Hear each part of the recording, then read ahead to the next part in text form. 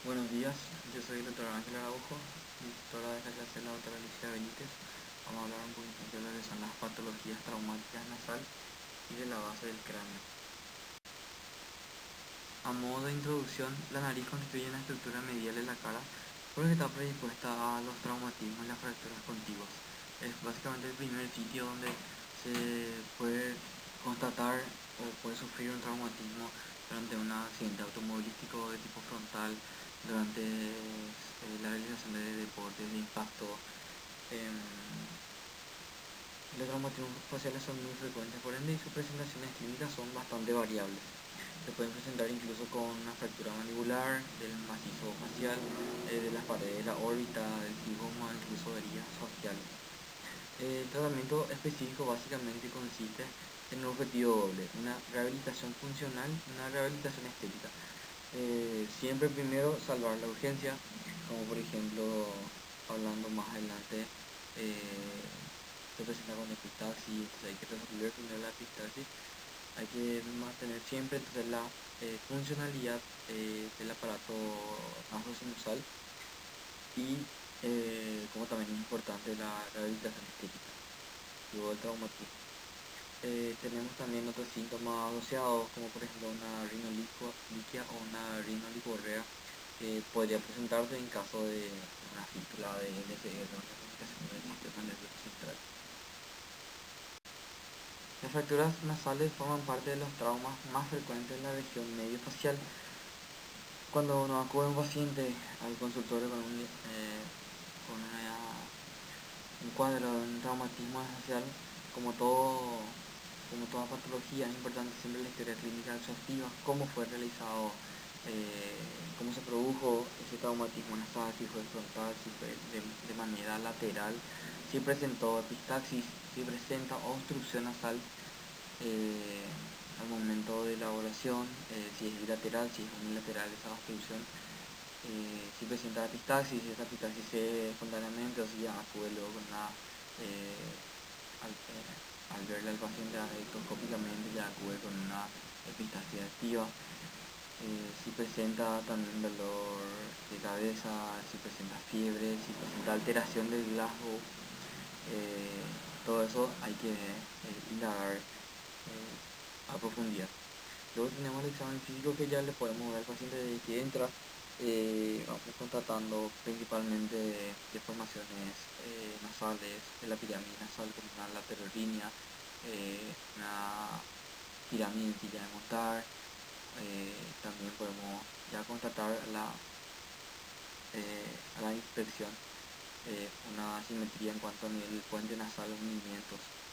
A la palpación, entonces, importante realizarlo también. Ahí podemos constatar el cabalgamiento, si es que lo hay, crepitantes, si es que sospechamos una fractura minuta o incluso de comunicación, ya también de las mucosas internas con fracturas expuestas.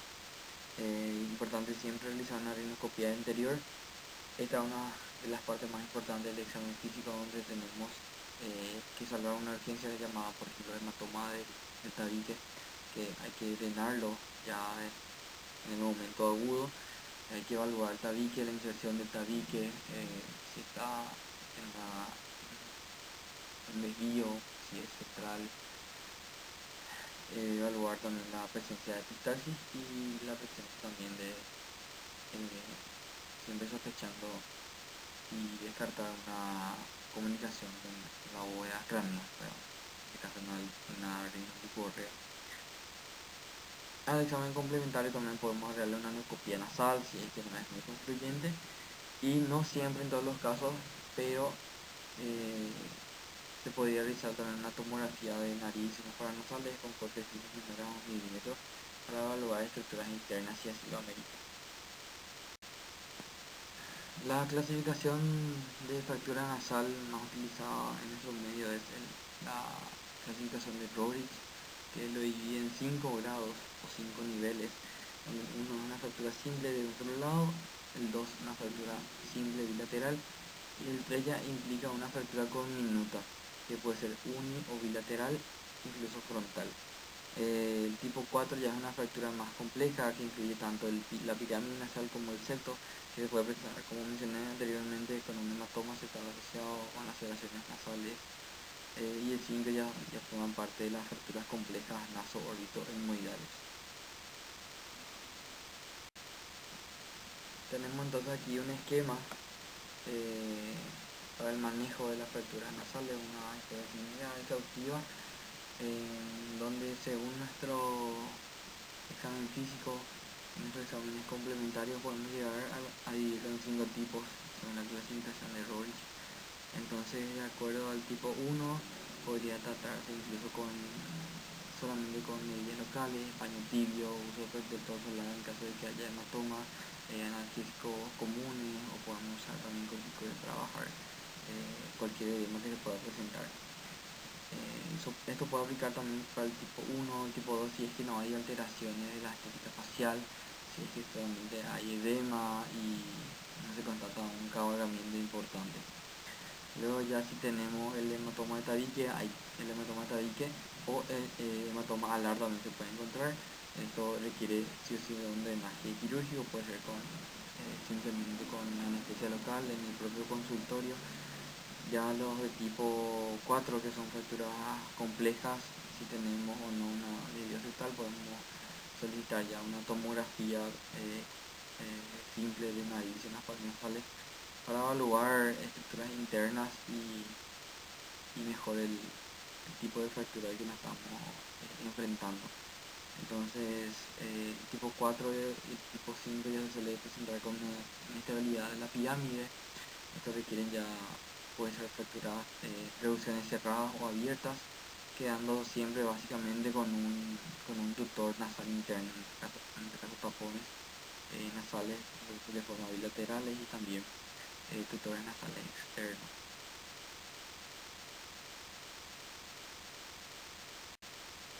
Importante por eso en nuestra anamnesis definir el tiempo de evolución de este tipo de traumatismo. Podemos actuar como una reducción programada o ya en el momento de la urgencia, como 24 a 72 horas como mínimo, y en tiempo máximo 5 a 10 días para la reducción.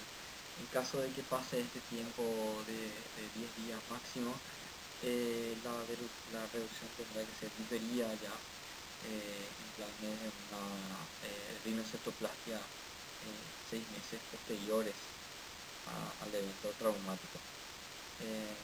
Como toda patología, también tenemos complicaciones en la fractura nasal, como por ejemplo deformidad septopiramidal, una laterotomía, una silla mental, desvío tabique que pueda ocasionar una obstrucción nasal importante o moderada, y debido a que hay alteraciones de la pirámide nasal, se puede obstruir algunos drenajes de algunos senos, principalmente los senos frontales, o si incluyó también la lámina del muelle, cuando encontrar el anomia o el PO.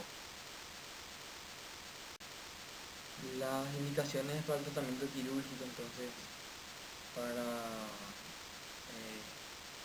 anestesia general, serían fracturas desplazadas o inestables, muy inestables, que no se puede resolver con tutores, una deformidad nasal importante.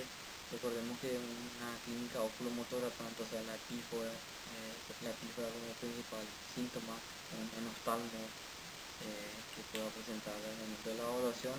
Esto requiere ya primeramente una tomografía de nariz nasales y una revisión quirúrgica de anestesia general. Por ejemplo, que pueda presentar un hipertelorismo, una lesión de seno frontal o una fístula de LSF.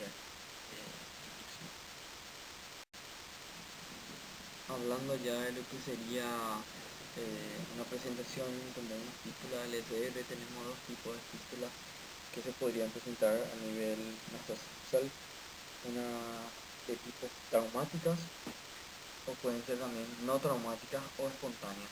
Hablando un poquitito de las espontáneas, debemos recordar que estos son más frecuentes en mujeres que sufren de obesidad, se presentan de manera espontánea.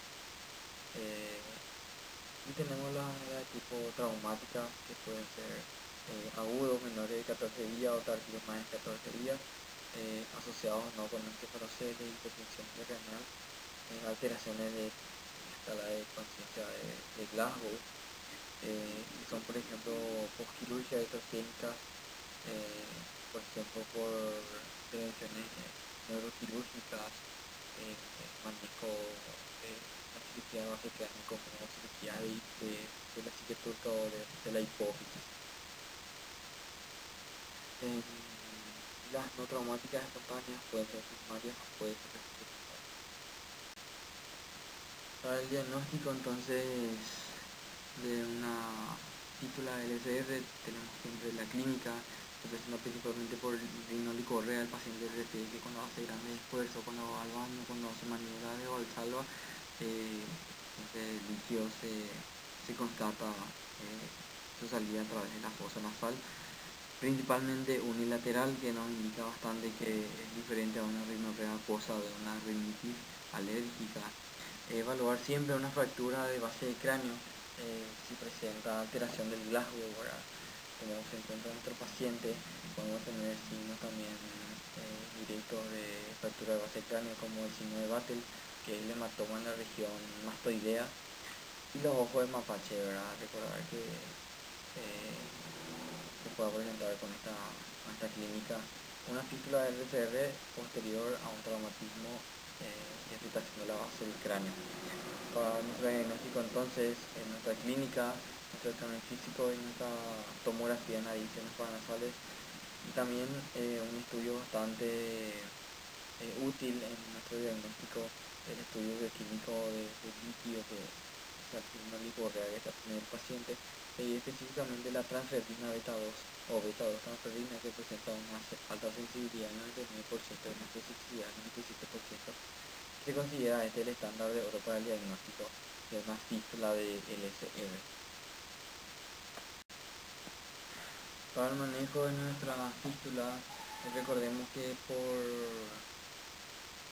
bibliografía lo que se encuentra es que se podría presentar una resolución espontánea de manera postraumática en el 52% en un periodo de 5 días. Para aquellos con fístulas persistentes del LCR en la base del cráneo, después de la observación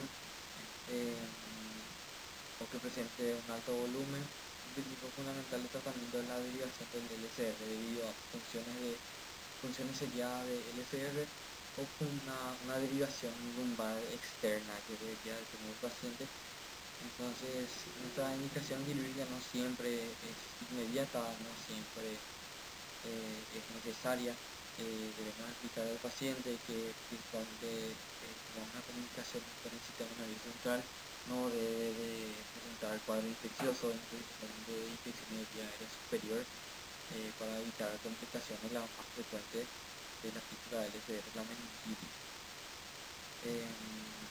Con una persistencia luego de 5 días posterior a una derivación del LCR, o lesiones penetrantes en la cabeza asociadas a armas de fuego de alto calibre, se diría que estos tipos de fístulas no van a ser necesitados quirúrgicamente para su cierre. Hoy en día los abordajes endoscópicos transversales pueden ser más factibles y evitar los riesgos tradicionales asumidos por un abordaje transcranial. Además, los abordajes endoscópicos son ideales para defectos que requieren reparación en la línea media frontal inmedial y o esfenoidal. Principalmente durante la cirugía se suele utilizar una inyección por punción lumbar de una sustancia que se llama fluoresceína, que básicamente tiñe el LCR, baña toda la cisterna y al hacer la endoscopía intraoperatoria poder constatar exactamente dónde está el defecto, porque no siempre se ve con una tomografía o con una resonancia, no está claro a veces dónde se encuentra la comunicación. Y para reparar el defecto, hoy en día se usa más los colgajos, pueden ser colgajos libres, de fascia temporal, de cornete medio o colgajos de rotación que tienen una alta tasa de curación hoy en día, que son los que más se utilizan. Los colgajos de rotación pediculado en la arteria septal posterior de la para ti, ¿no? Y se pueden asociar o no con adhesivos de fibrina preoperatoria. Para muchos autores no es imprescindible la reconstrucción ósea, incluso en defectos mayores a 3 centímetros. Esto podemos repararlo simplemente con los adhesivos de fibrina